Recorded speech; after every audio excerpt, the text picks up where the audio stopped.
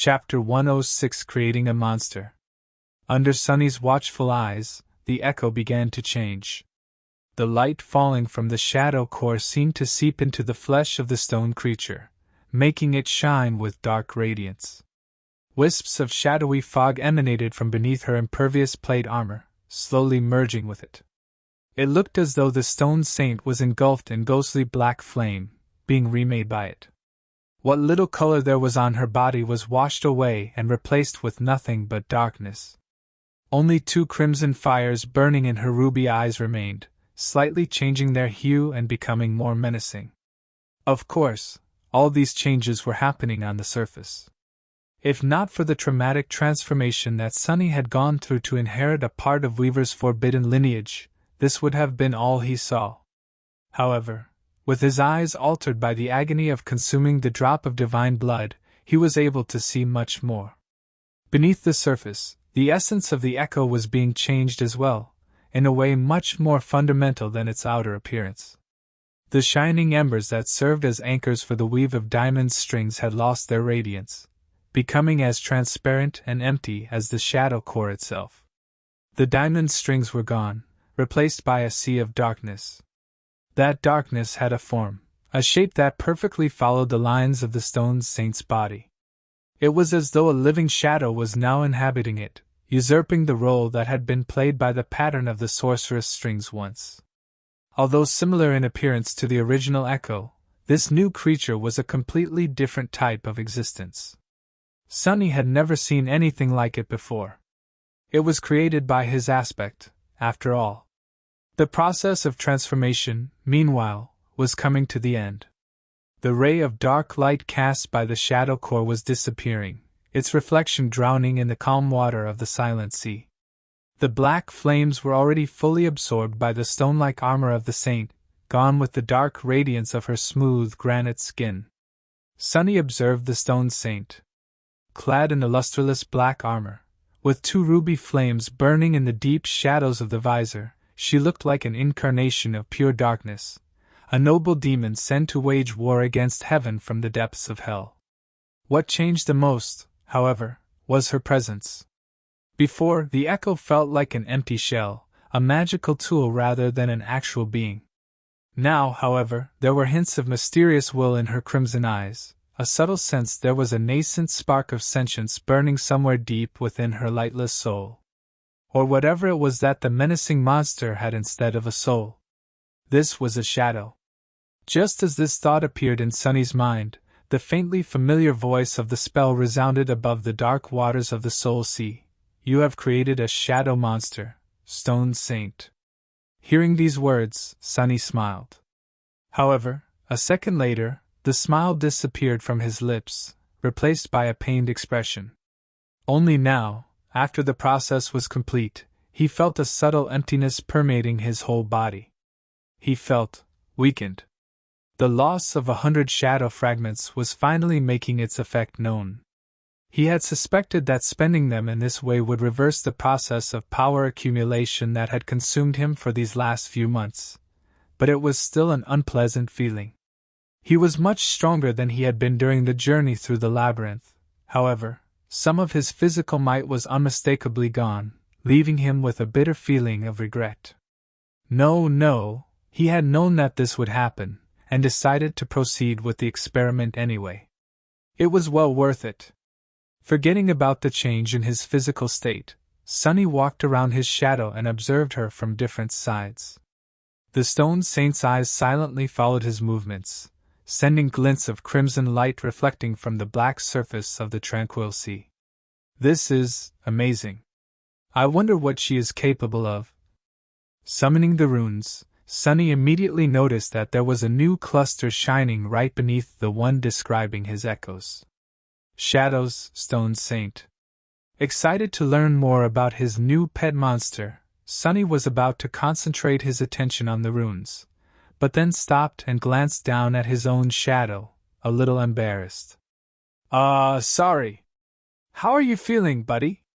You aren't, jealous or anything?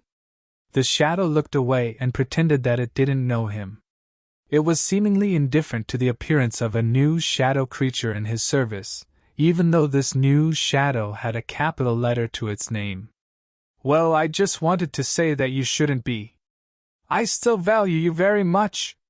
Even though the Stone Saint is probably capable of slicing powerful monsters into tiny pieces with her sword, while you're still just a useless piece of, an incredibly capable scout and my most trusted confidant, I still appreciate you. Yeah. He stared at the shadow for a bit, and seeing that it didn't react in any way, turned away. This guy, he better step up his game. Ha! Focusing on the runes, Sunny summoned the description of the shadow and read, Shadow, Stone Saint. Shadow rank, Awakened. Shadow class, Monster. Shadow attributes, Battle Master, Stalwart, Spark of Divinity. Sunny blinked. It seemed as though Stone Saint's divine attribute had evolved to match his own. Was it because he was her master? This was a nice surprise. However, he still didn't see how she was different from before. Frowning, he continued to look through the shimmering runes. Shadow description. Shadow Saint was created by the treacherous lost from light and the cursed darkness of the forgotten shore. Again with this whole treachery stuff. Can I get another epithet, huh? But in the next moment, he forgot all about this little frustration. Because the following line of runes showed him something really unexpected. Just beneath the description, a familiar set of runes shined in the air, Shadow Fragments, 0 out of 200. Chapter 107 Growing Shadow. Sunny stared at the runes, perplexed. Then, a sudden light of understanding appeared in his eyes. He finally realized what was the principal difference between an echo and a shadow. It was really very simple. The echoes were mere replicas of the creatures that had left them behind. They were molded in their image and never changed, always remaining the same as the originals at the moment of their deaths. Shadows, however, were different. After all, they were mercurial by nature, always changing their forms and shapes depending on the environment. And so, a shadow was capable of change to some extent, too. It was capable of growth. His eyes widened. By slaying nightmare creatures, he was able to absorb their shadow fragments and become stronger. Eventually, his shadow core was bound to evolve, turning from dormant to awakened, and beyond. The jump in power that came with this evolution was nothing short of unmatched. Granted, he wasn't sure about the particular details of this process, not to mention that, as a human, he could only become an awakened after returning from the dream realm into the real world, which was impossible to do in this godforsaken place. He also didn't know what would happen if he actually managed to accumulate the 1,000 shadow fragments that the runes demanded. But no matter what happened, if he were to continue walking forward on the path of the awakened, he would eventually outgrow his memories and echoes, rendering them weak and useless against the enemies of the comparable rank. He would then be forced to discard them and try to find suitable replacements, with no guarantee whatsoever that he would actually succeed. This problem was not as dire when it came to memories, which were comparatively easy to get. The echoes, however, were exceedingly rare. Once an echo grew too weak to accompany its master, replacing it was an extremely tall task. But shadows were capable of growing with him, becoming more powerful just as he grew more powerful.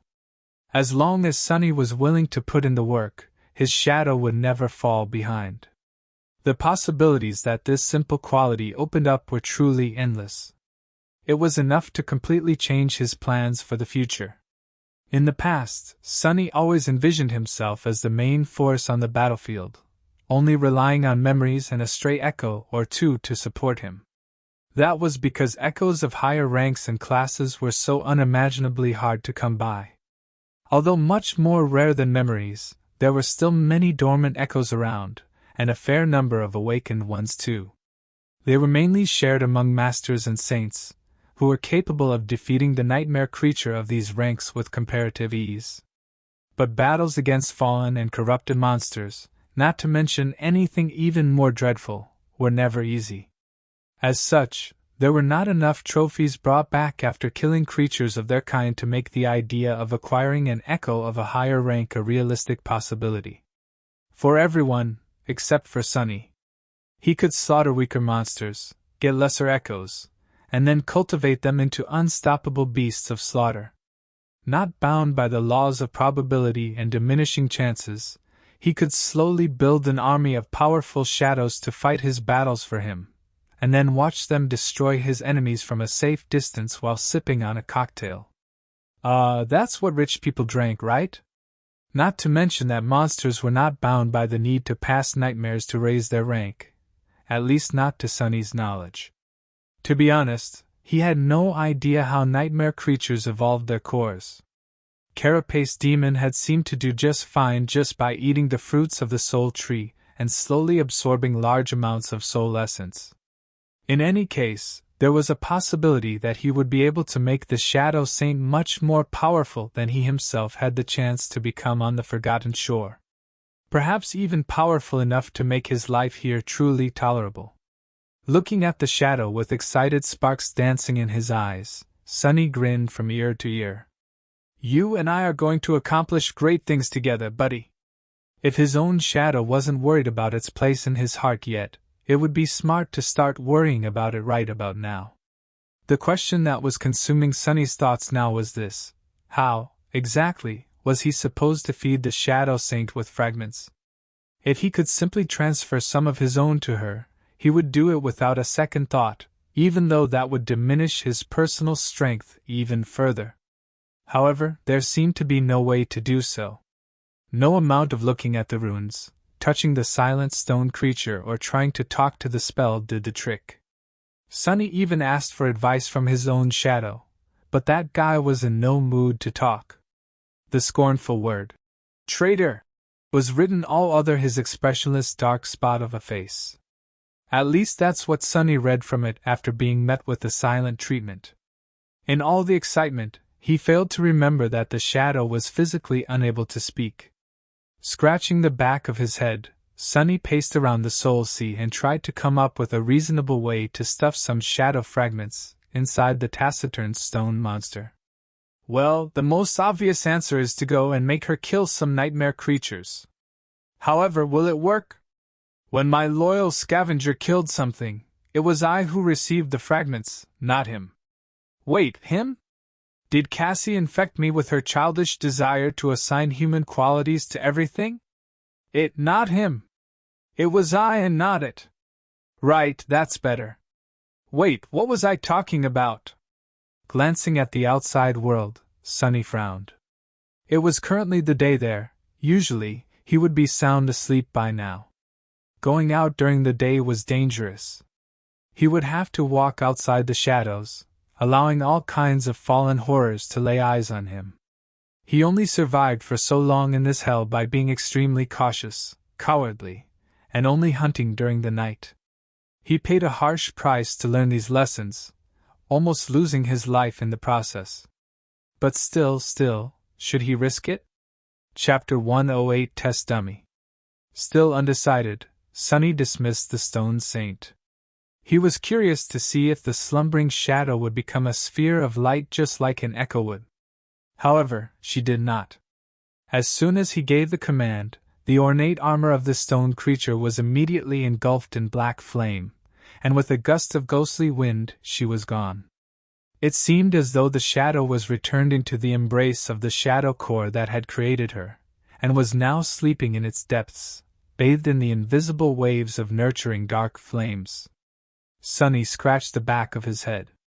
So, the shadows literally dwelled within the deepest part of his soul.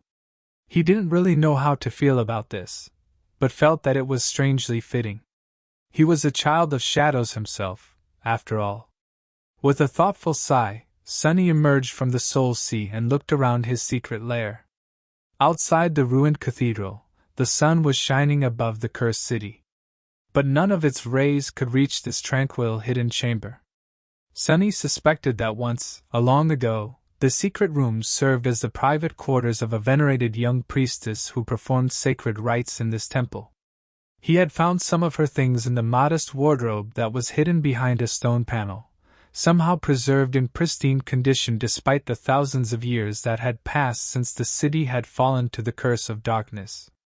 If not for the lamentable disparity of their genders, he would have had a whole collection of clothes to wear, instead of spending every waking hour dressed in the same good old puppeteer's shroud. There were limits to the amount of abuse that even a fifth-tier armor could withstand. However, in a sense, he was lucky. At least his armor was made out of soft fabric. It would have been much worse if he had to wear a suit of plate armor or a rusty chain mail instead. That priestess, of course, had not used the same extravagant method to enter her private quarters. There actually was a doorway that led outside the room and into a concealed corridor that ended with a narrow stairwell. However, the stairs had long collapsed, leaving only a deep vertical shaft behind. This was Sonny's route of escape in case someone or something would find his lair. Standing up from the magnificent wooden chair, Sonny paced around for a bit, and then lighted the fire under a makeshift stove, planning to make himself some late supper. The orange flames illuminated the hidden chamber, sending shadows dancing on its walls. Oh, right. I never got fresh meat. The night was so eventful that he had completely forgotten the initial purpose of his hunt. Throwing the last few strips of meat on the grill, he seasoned them with salt and sighed once again. The desire to simply venture outside and get into a fight with the nearest nightmare creature seemed more attractive with each minute. No, no, no! That's how you end up dead. To distract himself from these seductive thoughts, Sonny decided to summon the stone saint into the material world and perform a few experiments in the safety of his secret lair. Standing up, he willed the shadow to appear. The secretive chamber was submerged in deep shadows. His own was hidden in one of them, standing with its arms crossed on the cold stone wall. In Sonny's vision, it appeared as a silhouette made from a deeper shade of black.